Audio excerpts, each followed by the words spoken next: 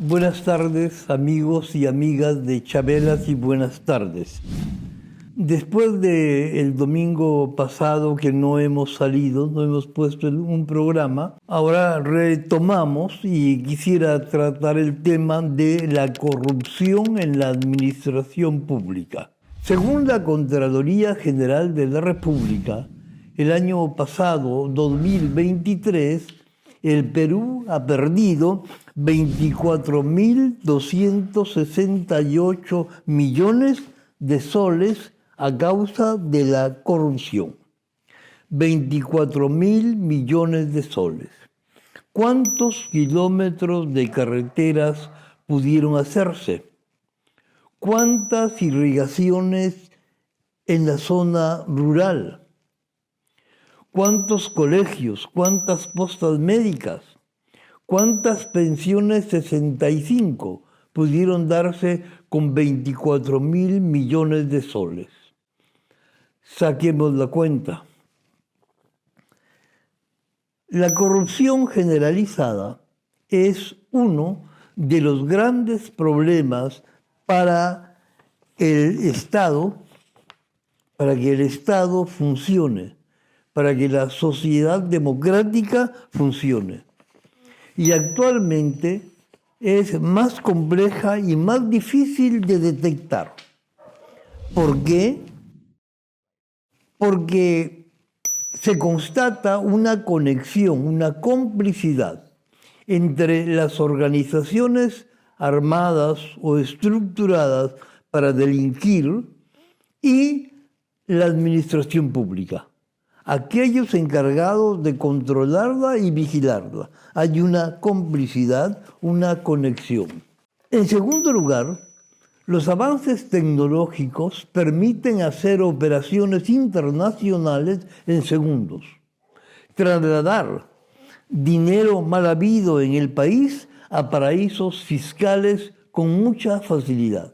Es lo que se hizo durante el gobierno de Fujimori y Montesinos.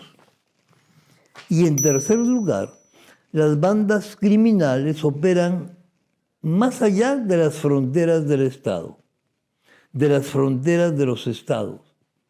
Ya sabemos cómo el Perú compró armas a un país extranjero y esas armas terminaron en manos de las Fuerzas Armadas Revolucionarias de Colombia.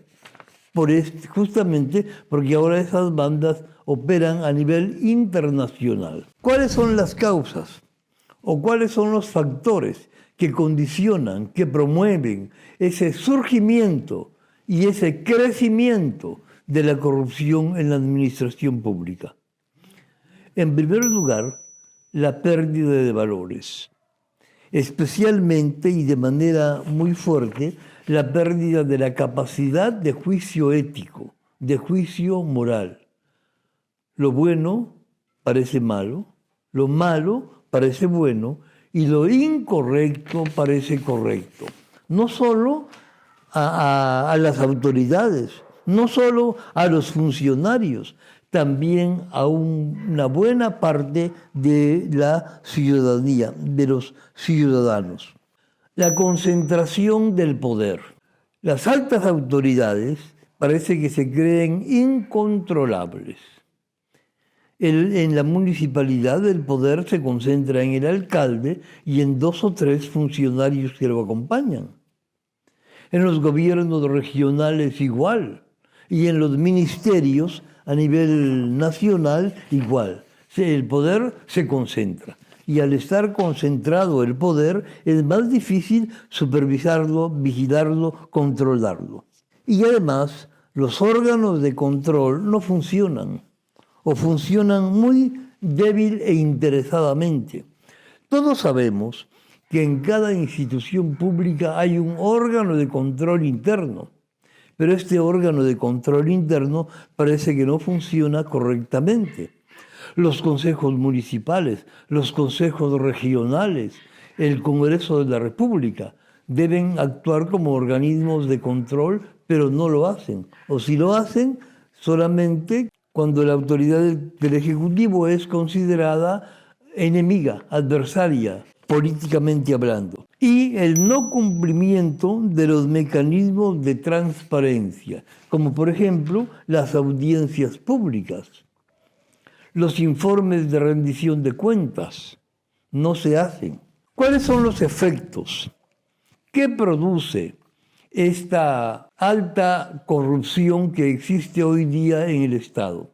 El primer efecto es la pérdida de legitimidad. La ciudadanía deja de confiar en las instituciones corruptas. Se da cuenta y deja de confiar. La pérdida de confianza, la pérdida de legitimidad. También la corrupción contribuye a la ineficiencia y al desperdicio de los recursos públicos.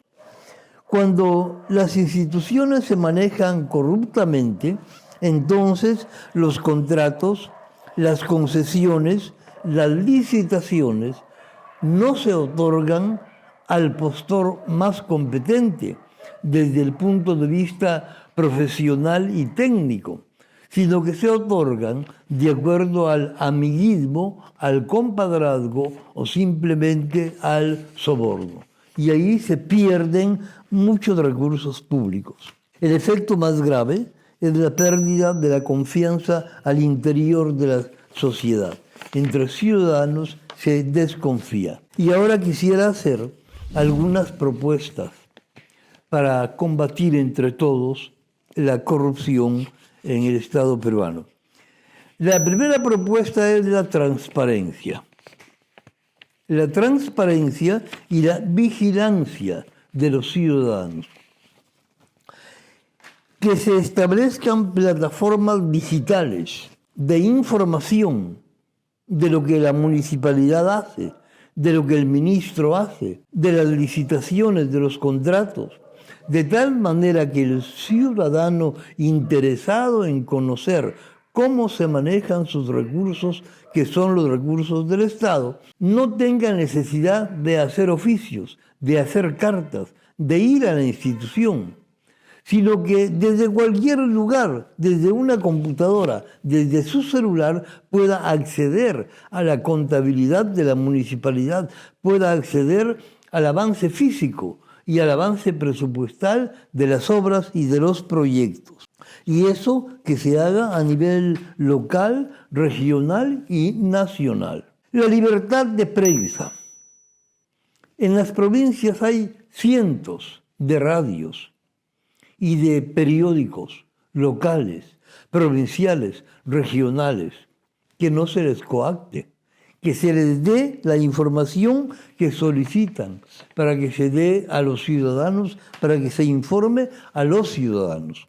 Asimismo, crear una función pública profesional, que no se contrate a las personas por su simpatía política o amical con las autoridades, que se les contrate por sus competencias, por sus capacidades técnicas, que los gobiernos regionales y locales seleccionen a los altos directivos a través de concursos públicos neutrales y bien llevados.